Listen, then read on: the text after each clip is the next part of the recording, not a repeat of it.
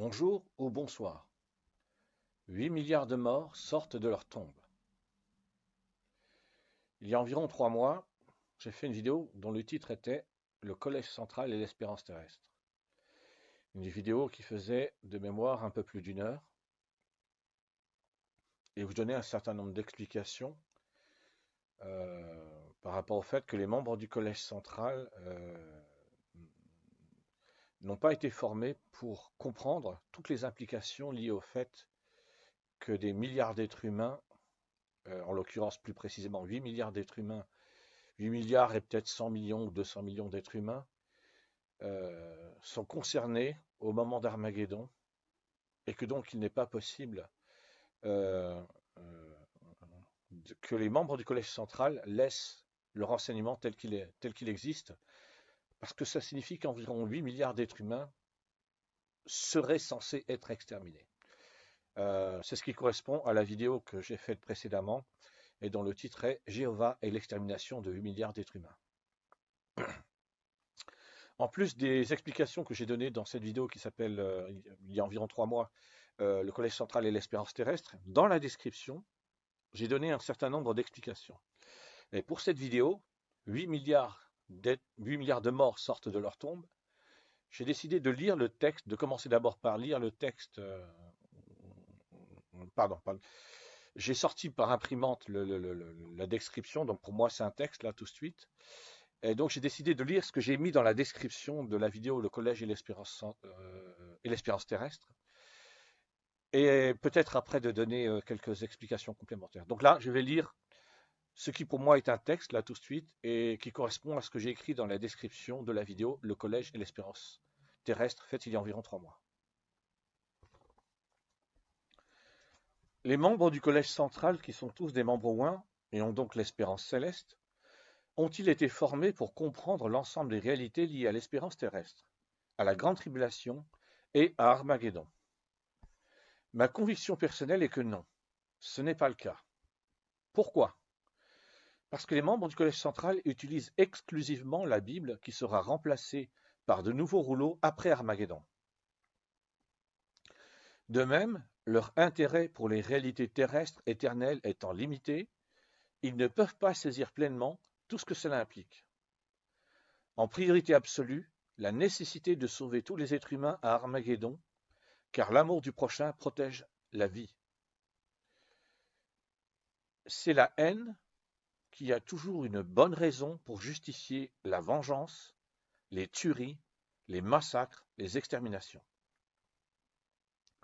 Les membres du Collège central pourraient expliquer que Jésus-Christ lui-même, ainsi que de nombreux passages de la Bible, avec ou sans les prophètes, parlent de l'importance de la vengeance de Dieu. Comment comprendre ce point précis? De la même façon que Jésus-Christ a guéri et ressuscité un nombre limité d'êtres humains, car il était prisonnier du paradis de la haine, son enseignement dépendait du Créateur des êtres humains, cœur de haine, qui n'est pas l'être originel, qui, lui, est le seul à ne pas avoir eu de commencement, et qui est surtout l'amour personnifié. Ainsi donc, Jésus-Christ n'a pas pu faire connaître aux êtres humains toute la plénitude des valeurs de l'amour spirituel. Pour cela, il fallait attendre les derniers jours, et plus précisément la toute dernière ligne droite, à la fin des derniers jours, avant que s'accomplissent les versets concernant la grande tribulation, qui est d'ordre spirituel et non matériel. Exactement comme Jésus-Christ a été un Messie spirituel et non un Messie guerrier vengeur d'Israël, combattant les Romains pour libérer Israël de l'occupation romaine, Jésus-Christ a changé la compréhension des enseignements qui venaient du royaume des cieux à son époque. D'un seul et unique peuple avec un territoire spécifiquement défini, Jésus-Christ a ouvert potentiellement l'espoir d'un salut éternel à l'ensemble des êtres humains. 2000 ans plus tard, Jésus-Christ et son Créateur, l'être originel qui est l'amour personnifié, refont la même chose directement depuis le royaume des cieux. La conséquence est que cette fois-ci, c'est l'intégralité de tous les êtres humains vivant sur la planète Terre qui seront sauvés à Armageddon. Jésus-Christ et son Créateur l'amour personnifié, privent-ils les témoins de Jéhovah d'un privilège qui était censé être accordé à eux seuls de leur point de vue? Non. Comme Jésus-Christ l'a expliqué, et dans un sens spirituel, les morts sortiront de leur tombe, car ce sont des milliards d'êtres humains qui étaient spirituellement morts, qui seront ramenés à la vie grâce aux valeurs de l'amour spirituel. Quel miracle peut être plus grand que celui qui permet de ramener des milliards de morts à la vie au nom de l'amour? En plus, cela rendra réelles les futures résurrections physiques après Armageddon pour toute l'humanité. De même, c'est une application spirituelle qui sera faite du principe biblique « Babylone la grande est tombée ».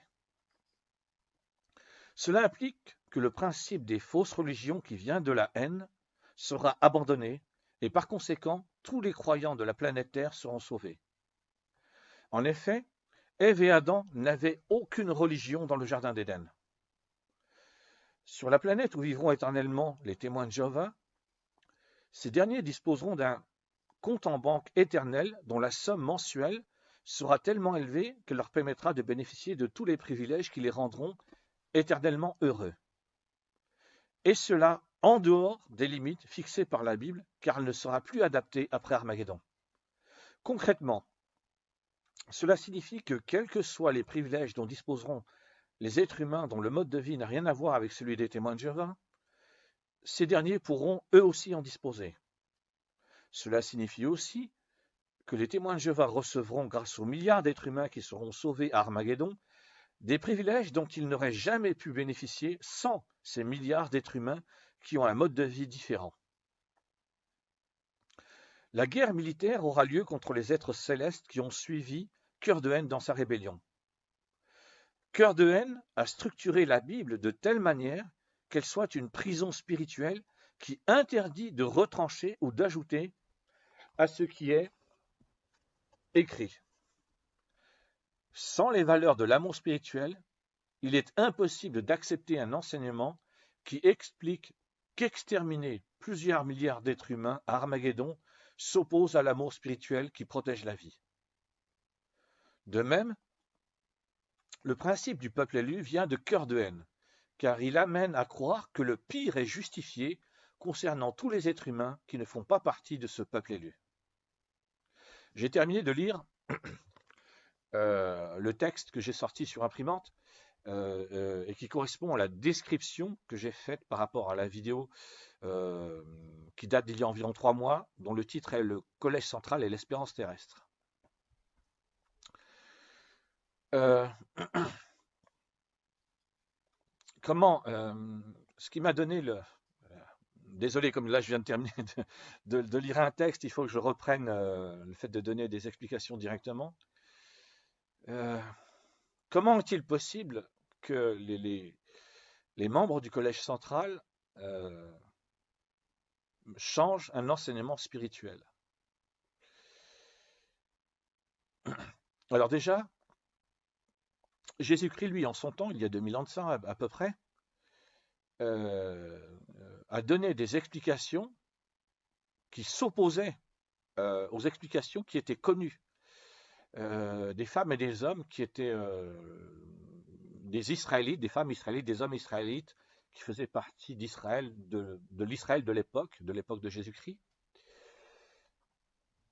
Donc déjà, Jésus-Christ lui-même a apporté des changements. Et donc, il est nécessaire, au XXIe siècle, que de nouveaux changements soient apportés. C'est nécessaire parce que je vais être obligé là de reprendre une idée, parce que le principe du peuple élu vient de la haine. C'est dans le cerveau de Cœur de haine qu'est né le principe du peuple élu et des élus. Et c'est dans les valeurs de la haine que le principe du peuple élu et des élus a un sens. C'est aussi dans les valeurs de la haine, et c'est aussi né dans le cerveau de Cœur de haine, le principe qui voudrait qu'à partir du moment où tu ne fais pas partie du peuple élu ou des élus, le pire est justifié.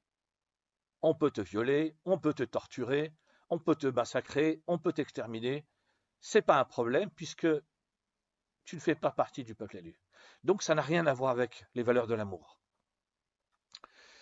Et alors, Jésus-Christ a donné des enseignements et malheureusement, dramatiquement, cruellement, j'ai envie de dire génocidairement, sont repris par les nazis chrétiens du XXIe siècle qui en ce moment soutiennent le génocide du peuple palestinien par les nazis israéliens qui sont des nazis et qui sont heureux d'exterminer le peuple palestinien en expliquant que le génocide du peuple palestinien, c'est pas un problème. Pourquoi?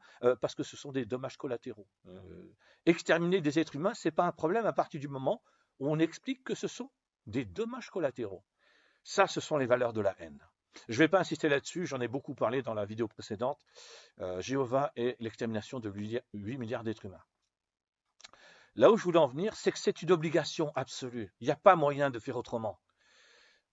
Pour que Armageddon, c'est pas le moment où il va y avoir un peuple.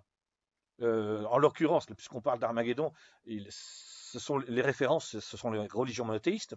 Armageddon, c'est pas le moment où il va y avoir une religion en particulier qui va dire nous avions raison, regardez, nous avions raison. Ça n'a aucun sens. Ça n'a aucun sens. Enfin, ça a un sens dans les valeurs de la haine, mais dans les valeurs de l'amour, ça n'a absolument aucun sens. L'objectif à atteindre, c'est pas de dire j'ai raison, nous avions raison, mon groupe a raison, que ce soit mon groupe religieux, ou mon groupe pays, ou mon groupe ma tribu, ou mon groupe ceux qui parlent comme moi, on s'en fiche de tout ça. Ce sont les valeurs de la haine. Donc, c'est une nécessité absolue que les membres du Collège central acceptent de modifier les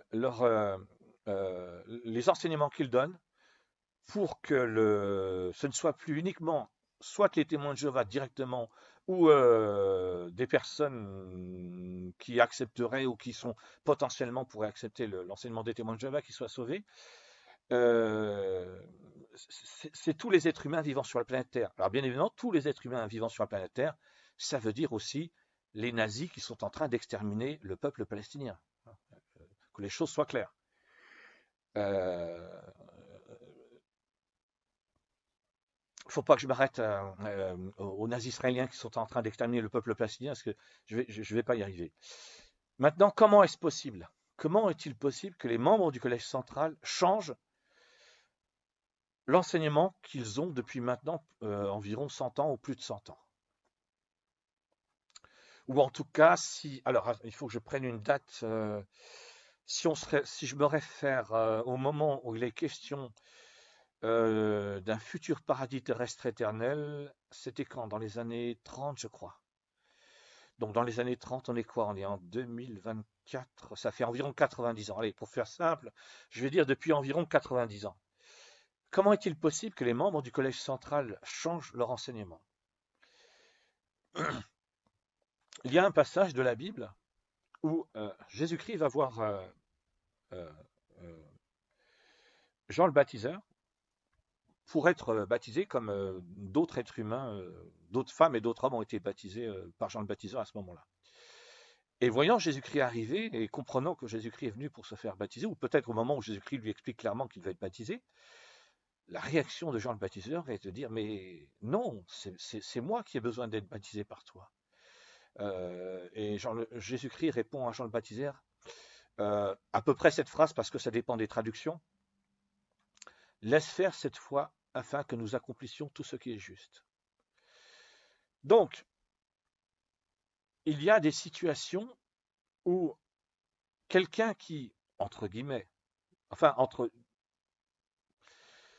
Jésus-Christ et Jean le Baptiseur, ça peut être considéré comme vrai, mais ça, c'est dans les valeurs de la haine que ça peut être considéré comme vrai, et dans le paradis de la haine. Mais bon, peu importe, je vais utiliser cette explication.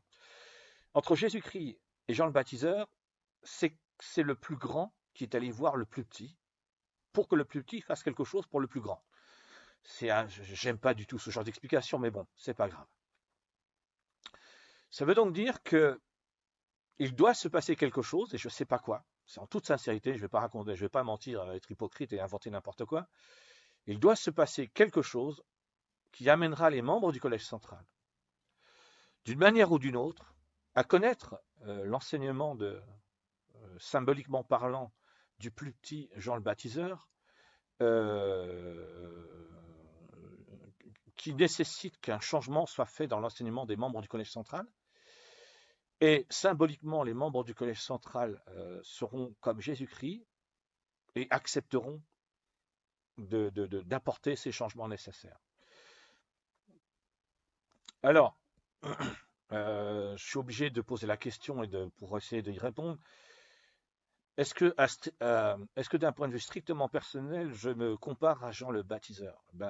Pour reprendre une explication donnée par Jean le Baptiseur, étant donné que Jean le Baptiseur, lui, il a été en contact direct avec Jésus-Christ, je ne suis pas digne de défaire les lanières des sandales de Jean le Baptiseur, que les choses soient parfaitement claires.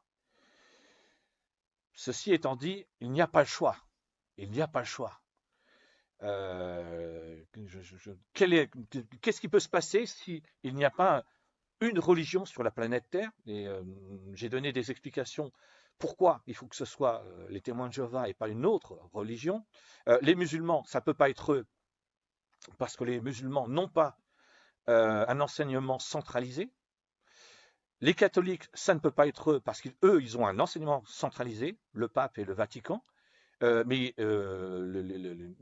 l'Église catholique n'a absolument aucun intérêt à changer un enseignement où il est question de futurs paradis terrestres avec chaque groupe d'êtres humains qui sera envoyé sur sa propre planète pour vivre éternellement. Pour les catholiques, il n'y a que le royaume des cieux et rien d'autre.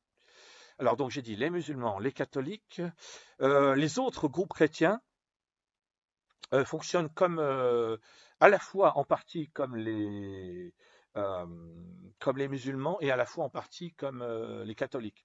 Donc soit ils peuvent avoir comment dire, une direction centralisée, comme les témoins de Jéhovah, c'est-à-dire que c'est un groupe en particulier qui s'adresse à l'ensemble des chrétiennes et des chrétiens, comme par exemple les mormons, ou je sais pas moi. En fait, je sais même pas si c'est effectivement le cas, j'en sais rien en toute sincérité. Mais ce que je veux dire, c'est que le fonctionnement de l'ensemble des religions monothéistes est tel que sur la planète Terre, au début du XXIe siècle, et en cette année 2024 qui commence, le seul groupement religieux qui, à la fois, peut apporter un changement dans ses enseignements, et c'est-à-dire comme les membres du Collège central des témoins de Jéhovah, à partir du moment où les membres du Collège central des témoins de Jéhovah changeront leur enseignement, ce sera vrai pour tous les témoins de Jéhovah existants sur la planète Terre. Et ont un intérêt à le faire, parce que ça concerne les futurs, ça concerne l'existence d'un paradis terrestre éternel. Je m'arrête là par rapport à cette explication, même si je pourrais continuer. Ce que je voulais dire, c'est que si on se base sur le judaïsme, je ne vais pas aller plus loin que ce que je viens de dire. Si on se base sur le judaïsme, je ne vais pas plus loin. Je vais pas plus loin. Là, il y a les nazis israéliens qui sont en train d'exterminer le peuple palestinien. Donc, voilà, j'ai dit tout ce qu'il y avait à dire sur le judaïsme. Si on se base du point de vue des musulmans, ça veut dire quoi? Que les musulmans, tous les musulmans seraient envoyés dans un paradis éternel et que tous ceux qui ne sont pas musulmans seraient envoyés dans un enfer éternel? Ça sert à quoi? Rien du tout. Rien du tout. Un être humain qui est musulman aurait très bien pu venir au monde dans un pays où il serait devenu catholique, athée, agnostique, mormon, juif. Voilà, donc ça n'a aucun intérêt. Et ainsi de suite, et ainsi de suite, et ainsi de suite. Le principe du peuple élu, ça n'a aucun intérêt. Quel intérêt ça qu'il y ait un groupe d'êtres humains qui disent « Oh, regardez, tout ce qu'on avait dit s'est accompli, et on avait raison, et pour faire quoi? Pour jeter à la poubelle des milliards d'êtres humains, comme les nazis israéliens qui sont des nazis et qui exterminent le peuple palestinien en ce moment sont en train de le faire? » Et vraiment, quand j'écoute, je vais terminer là-dessus par rapport au judaïsme et aux nazis israéliens qui sont des nazis qui sont en train d'exterminer le peuple palestinien. Avant fin 2022 et courant 2023, j'ai écouté de très très nombreuses vidéos de différents enseignants spirituels chrétiens, musulmans, juifs, des rabbins, bon en l'occurrence des rabbins pour les juifs. Et à partir du mois d'octobre 2023, de temps en temps, parce que c'était très difficile pour moi de le faire, mais de temps en temps, j'ai écouté des vidéos de rabbins. Et pendant que Nazi Tzahal, la nazi armée composée de nazis soldats qui sont heureux d'exterminer le peuple palestinien, sont effectivement en train d'exterminer le peuple palestinien, les rabbins expliquent tranquillement, le Mashiach va arriver. Le Mashiach va arriver. Ça veut dire quoi?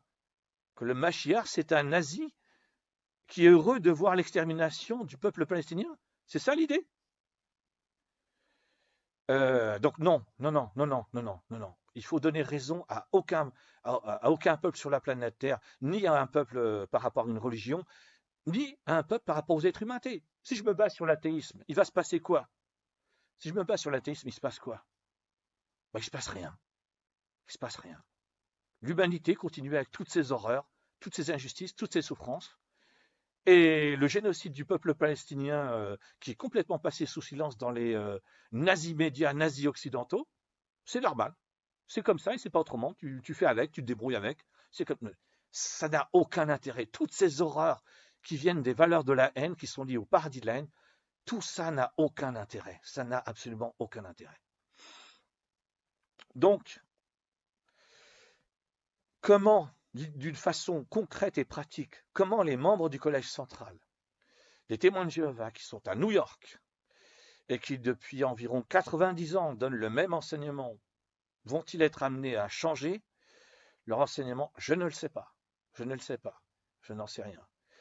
Mais pour moi, c'est la seule possibilité qui sera utile aux quelques 8 milliards, 100 millions, 200 millions, 300 millions d'êtres humains qui vivent sur la planète Terre, et non pas un prétendu groupe d'élus qui commettent un génocide en expliquant que tout ça c'est normal, ou à des êtres humains athées qui expliquent que ah bah il y a le génocide des Palestiniens et alors c'est normal pour des êtres humains de commettre des abominations, des horreurs, des injustices et ainsi de suite. Alors, dans ma façon de m'exprimer, je suis peut-être pas très positif ou très diplomate, mais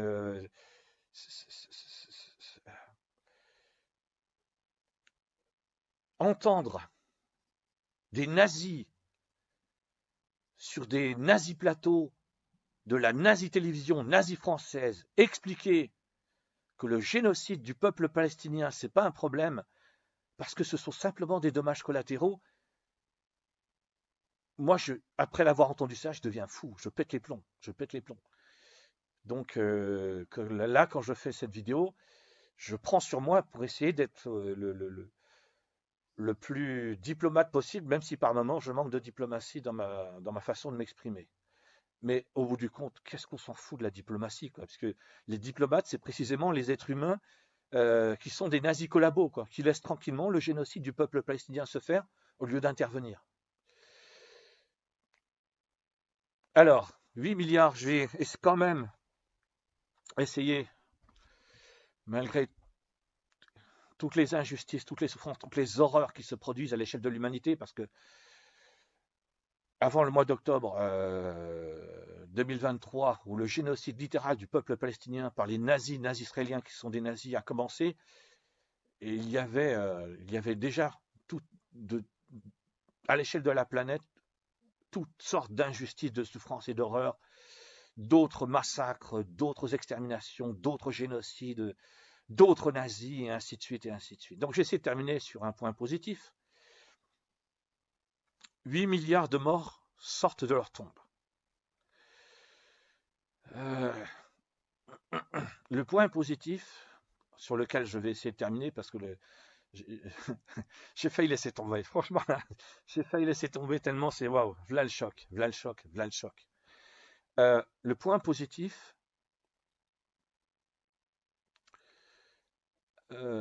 c'est que depuis le royaume des cieux, Jésus-Christ est l'être originel